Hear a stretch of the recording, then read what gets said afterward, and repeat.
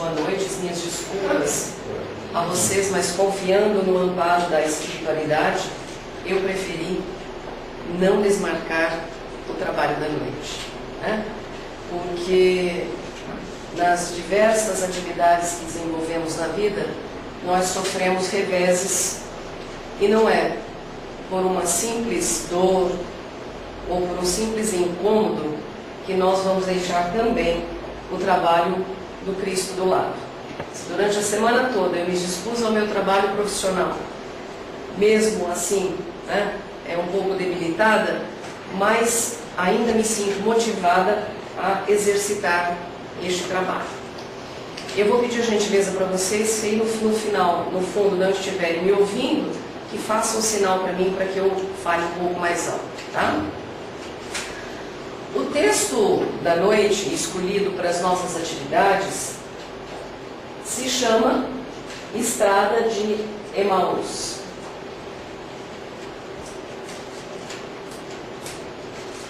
Né? E a Estrada de Emaús é um capítulo que consta no livro... Zé, troca a pilha aqui para mim, por favor. No Evangelho, mas não está escrito... Oi, Ana Cândida, boa noite. Boa noite. Não está escrito no Evangelho segundo o Espiritismo, o que não significa que não faça parte dos Evangelhos, né, e da literatura com a qual nós devemos nos habituar. Como ele não está escrito no Evangelho segundo o Espiritismo, ele não é um texto muito conhecido pelos espíritas, mas ele faz parte do Evangelho. Por isso, eu acho por bem que comecemos a nossa atividade conhecendo esse texto, que está no capítulo 24 do Evangelho de Lucas, a partir do versículo 13, que diz o seguinte: nesse mesmo dia, iam dois deles para uma aldeia chamada Emaús, que distava de Jerusalém 60 estádios.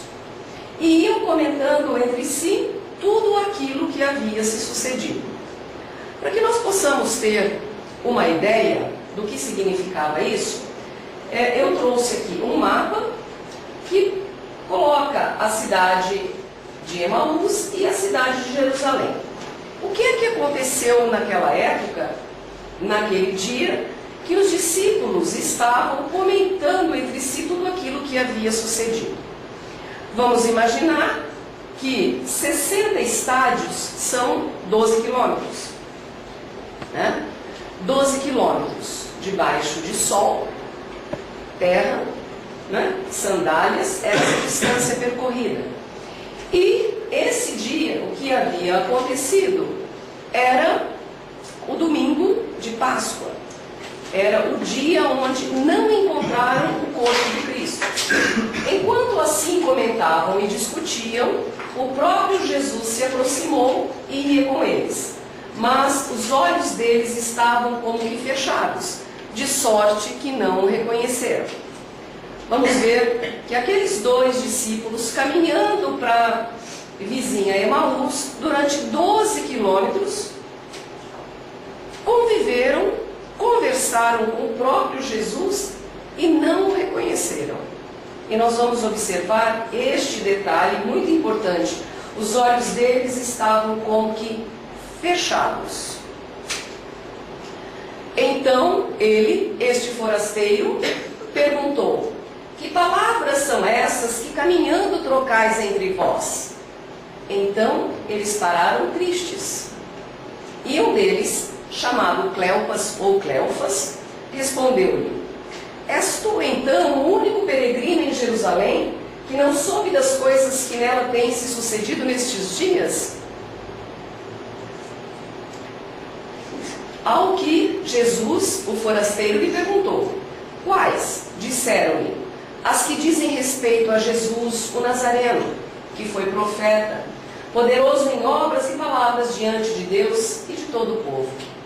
E como os principais sacerdotes e as nossas autoridades o entregaram para ser condenado à morte e o crucificaram. Eles passaram então a fazer um relato para o próprio Jesus de tudo aquilo que havia acontecido com Jesus. Uma situação, no mínimo, estranha.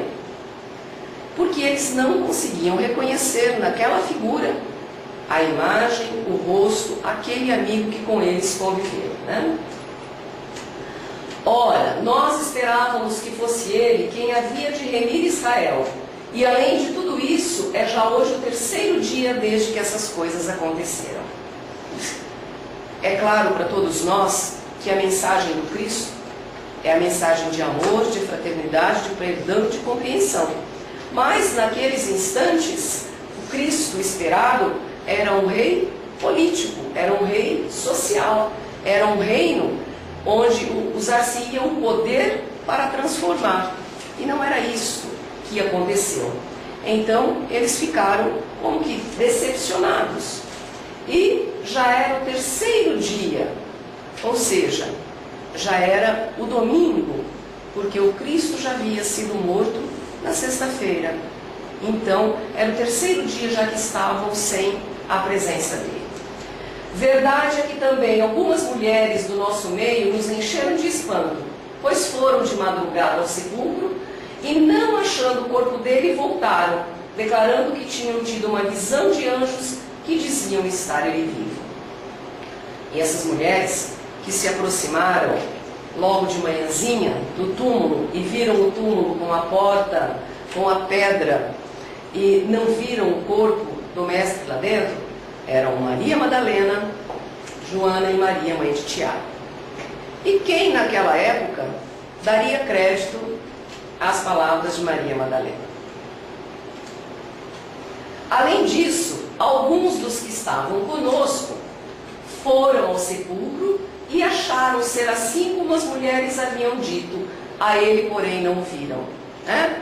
Simão Pedro e outros foram até lá conferir o que elas haviam dito e confirmaram que realmente o corpo de Jesus não se encontrava mais naquele sepulcro. Então ele, o forasteiro, lhes disse: honestos e tardos de coração para crerdes tudo o que os profetas disseram. Porventura não importa que o Cristo padecesse essas coisas e entrasse na sua glória? E começando por Moisés e por todos os profetas, explicou-lhes o que dele se achava em todas as Escrituras. Olha o Cristo novamente evangelizando, aqueles dois sobre a sua missão na face da terra. E caminhava com eles assim, como amigos, explicando. E uma coisa muito interessante aconteceu após isso. Quando se aproximaram da aldeia para onde iam, ele fez como quem ia para mais longe. Ele, o forasteiro, não reconhecido pelos seus próprios amigos, fez e ia seguir. Eles então o constrangeram, dizendo: fica conosco, porque é tarde e já declinou o dia. E entrou para ficar com eles. Veja bem que Jesus ficou porque foi convidado. Ele não avançou, ele não ultrapassou o limite daqueles com quem ele havia convivido. Estando então com ele à mesa, tomou o pão e o abençoou e partindo-o lhe dava. Algo muito interessante, que isso os discípulos estavam habituados. Nesse momento então, abriram-se-lhe os olhos e o reconheceram. Nisto, ele desapareceu diante deles. E disseram um para o outro: porventura não se nos abrasava o coração quando pelo caminho nos falava e quando nos abria as Escrituras?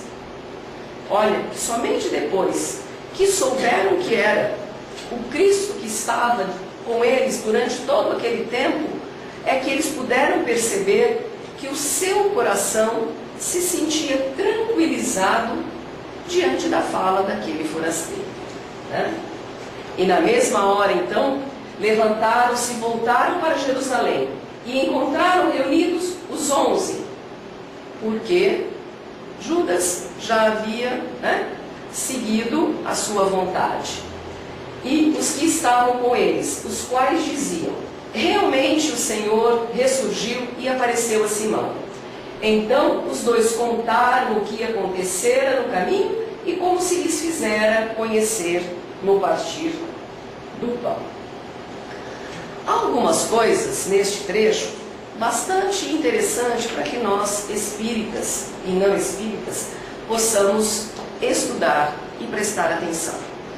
A primeira coisa que me chamou a atenção e chama muito a atenção neste texto é a tristeza com a qual os apóstolos estavam lutando, né? Eles estavam muito tristes pela perda da presença física do Mestre Jesus.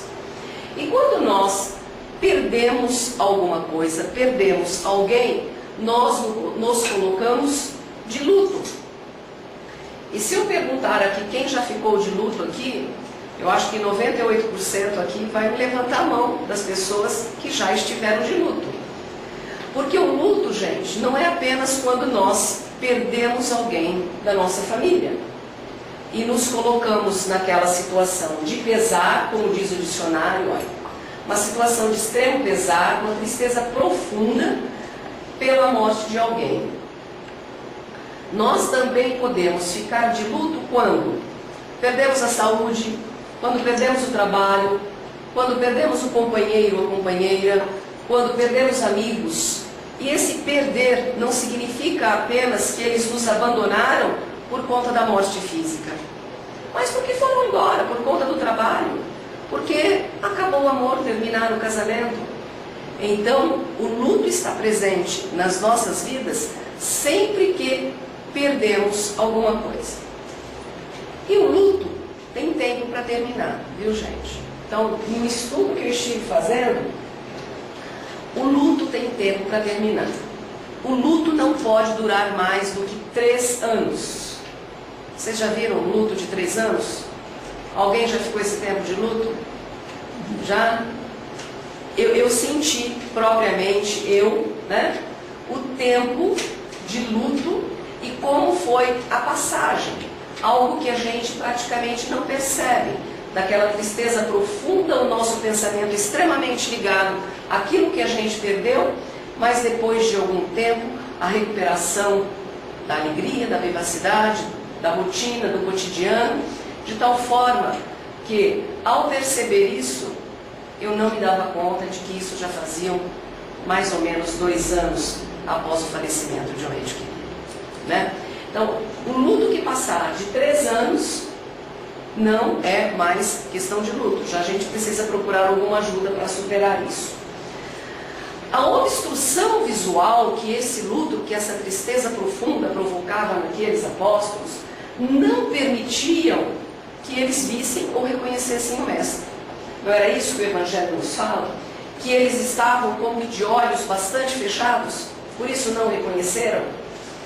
O que é que nos acontece quando nos sentimos de luto, em luto?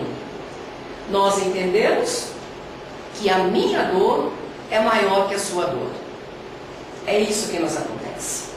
Nós nos tornamos egoístas ao ponto de entender, de sentir e de pretender que a minha dor não é maior que a dor de ninguém. Portanto, eu não consigo enxergar a vida por um outro prisma. Eu não consigo sair de mim e ver com a visão que o outro vê.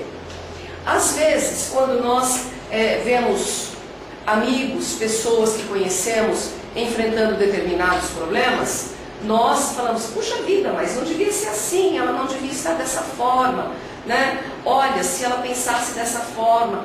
E chegam a nos dizer isso. Mas veja bem, nós estamos do outro lado. Quando nós estamos envoltos, né, no problema, sentindo que a nossa dor não é maior que a dor de ninguém, a gente não consegue enxergar nada além dessa dor. Portanto, os nossos olhos ficam fechados para qualquer outra coisa, para qualquer outra visão. E nós vemos que a questão do egoísmo prende-nos a isso. Porque nós achamos que a vida tem que ser como nós queremos. Os nossos filhos têm que permanecer conosco da forma como queremos, né? Os nossos companheiros, companheiras, os nossos parentes têm que ir embora quando nós queremos e não quando é o tempo de cada um deles. Então, enquanto nós nos mantivermos nessa questão de birra egoística, de achar que tudo tem que ser como eu quero, da forma como eu desejo, as coisas não mudam.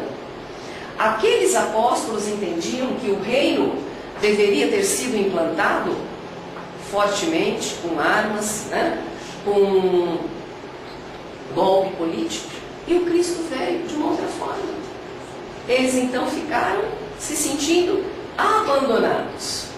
Mas quando nós conseguimos deixar um pouco essa obstrução, esse anuviamento visual que nos passa, nós conseguimos enxergar as coisas de uma outra maneira. E nós vamos ver que quando isso acontece, nós vamos entender e descobrir que a dor minha não é maior que a dor sua. Né?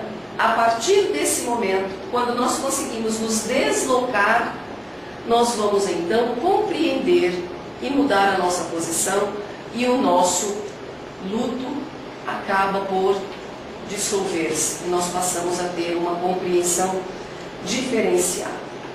Por que nós nos sentimos assim, né? Que a nossa dor é muito grande, é muito maior e nada nos acontece? Porque nós nos sentimos abandonados. Tudo aquilo que não acontece, né, como nós queremos, a perda de um emprego, mudança de cidade, né, o filho que vai estudar fora, nós nos sentimos abandonados. E aí nós precisamos ter essa compreensão de que aquele que foi também pode sofrer e que nós precisamos dar a ele o direito de ser feliz. Porque enquanto ficamos presos a essa dor, a esse sentimento de apego, nós vamos provocar para nós doenças. Nós vamos provocar para nós mal-estar. Quantos casos nós já vimos de familiares que, ao perder, vamos dizer agora aqui da morte física, seus filhos, seus entes queridos, ao colocarem-se na ajuda, ao colocarem-se à disposição do serviço de caridade, recuperaram suas forças e passaram a entender a vida de uma outra forma. Porque nós precisamos entender e aceitar que a vida não é do jeito que nós queremos. A vida é do jeito que dá para ser. No mínimo, a vida é do jeito que nós programamos junto com os nossos instrutores espirituais. E nós precisamos aprender a perdoar aqueles que foram, que partiram. Por quê? A falta do perdão, a ausência do perdão, não prejudica o outro, prejudica a nós mesmos. Né? Prejudica a nós mesmos. E por falar em perdão, eu me recordo da história daquele chefe da guarda que foi designado por Caifás para ir lá no Monte das Oliveiras, levar Jesus lá para o templo, para o Sinédrio, e amarrou Jesus, espetou Jesus com a sua lança, desferiu um tapa no rosto de Jesus, mas foi designado para estar à porta do quarto daquela cela onde Jesus passava a noite. O nome dele era Longinos, e ele sentia uma dor lancinante após aquele tapa desferido na face do Cristo. E aquela dor subia da mão, para o antebraço, até o ombro, e essa dor foi atingindo aquele ser de tal forma que ele se lançava ao chão chorando como criança. E Jesus, na sala ao lado, dizia: abre a porta. Ele não ouvia. Jesus dizia: abre a porta, Longinos. E ele não ouvia. Não porque ele não estivesse escutando com os seus ouvidos, mas porque ele tinha medo de abrir a porta. Uma, de Jesus fugir.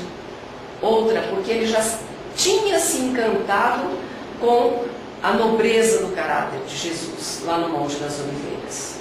Ele, a partir do momento em que não suportava mais a sua dor, disse: se eu abrir, você vai fugir? Cristo disse: não, você sabe que eu posso fazer isso, mas eu não vou, eu só quero te ajudar. Ele abriu a porta e Jesus, diante dele, o abraçou.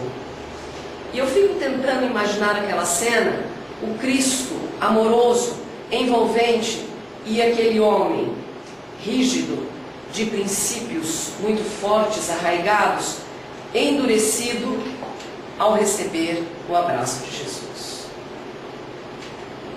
E a partir daquele instante, como se uma descarga elétrica houvesse tomado todo o seu corpo, as suas dores desapareceram.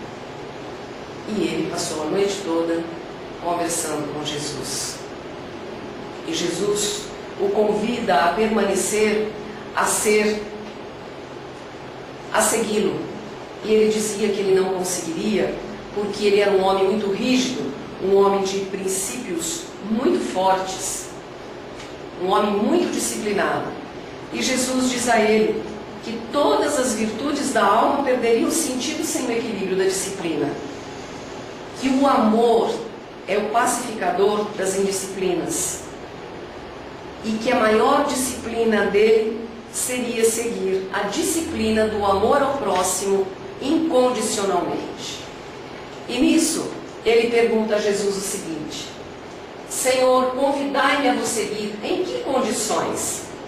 Jesus responde para ele: não tem condição nenhuma, meu filho, porque eu te aceito como você é. Mas eu trago, Senhor, uma fera dentro do meu coração. Se abrires essa porta, ela pode escapar e fazer muitos estragos. E Jesus diz: eu sou o semeador, e aquele que planta, liberta a semente do casulo e se sujeita ao que foi plantado. Libertando-te, eu te terei. E se eu errar, Jesus? E se eu não conseguir? Vais me perdoar? E Jesus diz o seguinte, uma das frases mais belas: o perdão só é ofertado por quem se sentiu ofendido. Jamais podes me ofender, porém não te esqueças de que ao errar, terás de ajustar conta contigo mesmo. Veja bem, nós não precisamos, ficar pedindo perdão se nós não nos sentirmos ofendidos. Por que nós nos sentimos ofendidos? Porque nos sentimos abandonados, acuados. Aí precisamos pedir perdão para nós e para aqueles que precisam seguir a sua jornada evolutiva. Portanto, é necessário que nós compreendamos e aprendamos a lidar com as nossas perdas para que não nos prejudiquemos e precisamos sempre nos sentir pedindo perdão, porque nós não podemos nos ofender. Isso é um ensinamento que eu consegui extrair deste Evangelho. Esse texto, para aqueles que tiverem interesse em saber da riqueza de detalhes que eu não consigo expressar, pode procurar o livro do Jamiro dos Santos Filhos, chamado Depois do Calvário, que tem lá um capítulo sobre toda essa situação. Jesus esteve presente do lado dele, no momento de extrema dor, mas conseguia entender que a dor que aquele homem sentia física e aquela dor moral era maior do que a sua dor, que estava prestes a entregar a sua vida. Porque Jesus é um Espírito que nunca abandonou nenhum de nós. Jesus está presente no planeta Terra desde a sua organização, desde a organização do cosmos, para que aqui nós fôssemos recebidos. Como sabemos disso? Nós dizemos da onipresença de Jesus, que dentro da doutrina espírita nós conhecemos como o fenômeno da ubiquidade, que os espíritos podem estar em vários locais ao mesmo tempo. Aqueles espíritos, aqueles amigos que caminharam com Jesus disseram: porventura não se nos abrasava o coração quando pelo caminho ele nos falava? E nós, quando estamos em dor, porventura não nos sentimos acariciados, acarinhados, quando um amigo nos conforta? Quando recebemos uma visita? quando fazemos a leitura de um texto sagrado, de um texto evangélico, de um texto espírita, que nos estimula? É a presença de Jesus, meus amigos e irmãos. E muitas vezes essa presença de Jesus não se faz da forma materializada como se fez diante daqueles discípulos, mas se faz de uma forma velada, através de uma pessoa que a gente chega, não sabe de onde, nos dá um abraço, um sorriso, né? Nos distrai uma conversa, uma mensagem que chega até nós, hoje pela internet, outras vezes por telefone, né? Às vezes alguém que insiste para que a gente saia de casa e a gente diz, olha, eu não estou com vontade, eu não tenho ânimo para isso. E depois quando a gente volta, a gente fala, ainda bem que eu fui, né? Voltei melhor. Ainda bem que eu fui, não é? Porque é a presença destes bondosos amigos, a presença do Cristo que nunca nos abandona em todos os nossos caminhos. Nós precisamos dessa representação material do Cristo e nós a temos através dos amigos e da doutrina espírita. Agora, nós também precisamos avaliar as nossas convicções. Nós todos somos espíritas e espíritos. E as nossas convicções? Elas são convicções ou elas são crenças? Quais os princípios dessa nossa doutrina? Nós realmente cremos ou estamos convictos disso? Todos nós, espíritas que frequentamos esta casa, ou que frequentamos casas irmãs, temos certeza realmente da imortalidade da alma? Ou na primeira dificuldade, nós duvidamos disso? Nós temos certeza, estamos convictos de que os espíritos superiores podem se comunicar conosco, nos orientar, através da psicografia, da psicofonia, através da intuição, para todos nós? Nós estamos convictos disso? Realmente nós estamos convictos de que a vida terrena é uma experiência temporária? Ou nós ficamos a nos questionar, o que será que vai acontecer comigo depois desta? Hein? De onde será que eu vim? Será que tem mesmo tudo isso? Será que é verdade mesmo que os espíritos vêm e nos falam? Será que nós realmente estamos convictos de que não existe injustiça no reino de Deus, aqui no planeta Terra? Que todas as nossas aflições são justas? Elas tiveram uma origem, porque Deus não castiga ninguém, né? Todas as nossas punições, entre aspas, são consequências dos nossos atos. Elas tiveram uma origem em algum momento da nossa existência. Nós acreditamos efetivamente, estamos convictos da presença do Criador, de que existe uma inteligência suprema que Ele criou todo o universo, todas as coisas, que os espíritos podem melhorar. Nós estamos acreditando nisso, dentro da doutrina espírita. E ainda temos que avaliar mais algumas coisas, né? Para todos nós espíritas, a vida de Jesus foi suficiente para o esclarecimento da humanidade? Mas nós já tivemos essa resposta. O próprio Cristo disse, eu vou, mas vos deixarei o Consolador prometido, para vos lembrar, porque ele já sabia que nós iríamos nos esquecer, de tudo aquilo que eu vos tenho dito. E em abril de 1857, chegou para todos nós a doutrina espírita, o Consolador prometido. Então, a presença física do Cristo na Terra não foi suficiente para o esclarecimento da humanidade. E nós estamos precisando de uma estrada para Emaús, de caminhar 12 quilômetros ao lado do próprio Cristo, para nos sentirmos confortados e consolados. É necessário que Jesus se materialize hoje aqui diante de nós? Outro dia eu estava vendo uma palestra e o orador disse assim, que se materializasse um espírito naquele momento, não ia ficar ninguém dentro do centro, não é? Alguém aqui sairia se materializasse um espírito aqui? não é? Nós estamos habituados a falar de espíritos e não a falar com e para os espíritos. Esta é uma grande diferença, porque eu tenho certeza que se o espírito se materializar aqui agora, nem todo mundo vai ficar dentro dessa sala, né? Por conta disso, nós não estamos habituados, e essa não é uma convicção muito grande. Nós temos uma crença de que os espíritos falam, de que os espíritos nos veem, nos ouvem, mas não é a nossa convicção. A doutrina espírita, este Consolador prometido, é fonte de luz espiritual quando em luto?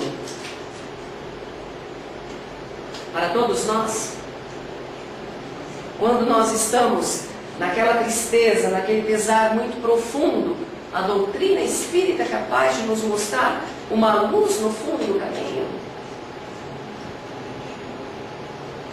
Na minha vida, por mim, o único lugar que eu não deixo de frequentar quando eu estou em luto, em crise, doente, com tristeza, qualquer coisa, é a casa espírita.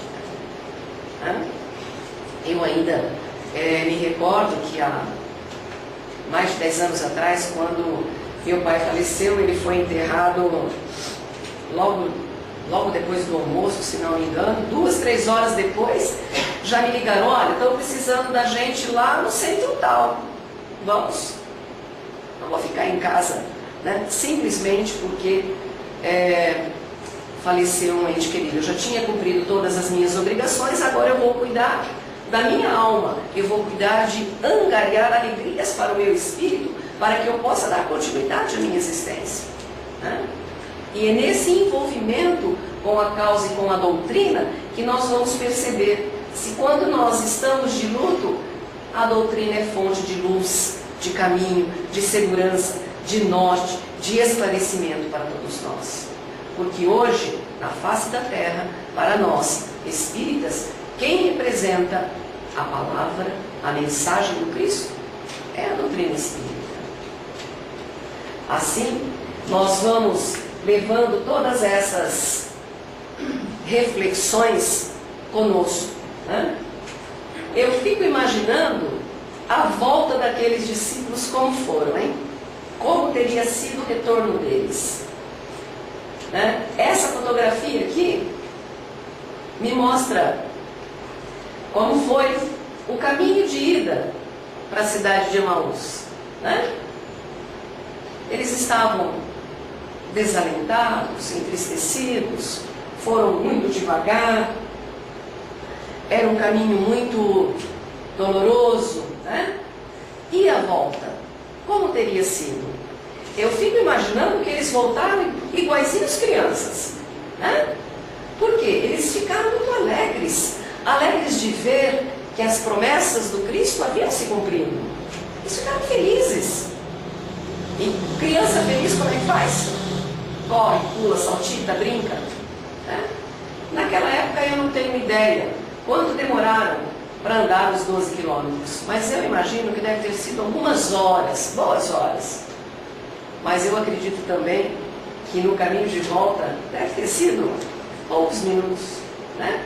Porque eles devem ter vindo correndo tanto nessa alegria que nem perceberam o caminho, porque o contentamento deles era muito grande.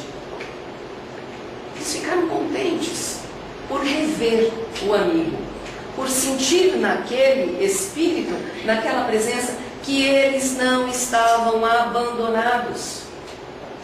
Olha só, gente, eles não foram abandonados. E isso fez com que a fé que eles tinham fosse fortalecida, porque o Cristo cumpria diante deles aquilo que havia prometido a eles. E também os enchia de esperança, de que eles, não sendo abandonados, e que a presença do Cristo, eles podiam continuar as suas existências terrenas na sua transformação, à espera de que um dia pudessem estar, né, no reino maior, no mundo espiritual, junto deste Cristo. Nós temos até aqui o relato, né, e algumas reflexões sobre esse texto do Evangelho de Lucas, a estrada de Emaús. Eu gosto de pensar e gosto de entender que nós não precisamos mais estar na estrada a caminho de Emaús. Eu gosto de pensar que nós estamos na estrada de volta de Emaús para Jerusalém, no caminho de retorno, fortalecidos, felizes, alegres, esperançosos, com a presença do Cristo, com essa força que Ele nos dá. Por isso é que eu considero que nós todos estamos nesta estrada, rumo à felicidade, porque nós fomos criados simples e ignorantes para atingirmos a perfeição, porque é na perfeição que se encontra a verdadeira felicidade na casa do Pai, no mundo maior. Isso é difícil? É impossível? Quando avaliamos que o Cristo viveu há quase 2000 anos, pode nos parecer difícil, mas nós temos subsídios em pleno século XXI que nos fortalecem o espírito e que nos permitem pensar que não é tão difícil, basta termos vontade, né? Nós tivemos a presença do Cristo, nós tivemos a presença de Allan Kardec codificando essa doutrina do Consolador Prometido, e nós tivemos, até poucos dias atrás, a presença magnânima deste homem que vivenciou aqui para nós aquilo que nós podemos vivenciar junto com o Cristo. A certeza, né, da vida evangélica e evangelizadora de Chico Xavier pode nos mostrar que todos nós tenhamos a certeza de que estamos retornando para a casa do Pai rumo à felicidade. Então, meus amigos e irmãos, este é um estudo que nós fizemos, né?